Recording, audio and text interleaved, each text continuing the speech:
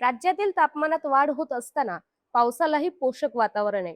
विदर्भ, मराठवाडा, मध्य महाराष्ट्रात काही ठिकाणी वादळी पावसाचा अंदाज आहे, तर विदर्भातील काही ठिकाणी गारपिटीचीही शक्यता वर्तवण्यात आली आहे. हवामान विभागाने आज राज्यात काही ठिकाणी अंशतः ढगाळ हवामान राहण्याचा अंदाज व्यक्त केलाय. तर उद्या कोल्हापूर, सांगली, सोलापूर, लातूर आणि नांदेड या जिल्ह्यात काही ठिकाणी मेघगर्जनेसह वादळी पावसाची शक्यता वर्तवण्यात आली आहे. सोमवारी राज्यात पावसाचं प्रमाण वाढण्याची शक्यता आहे.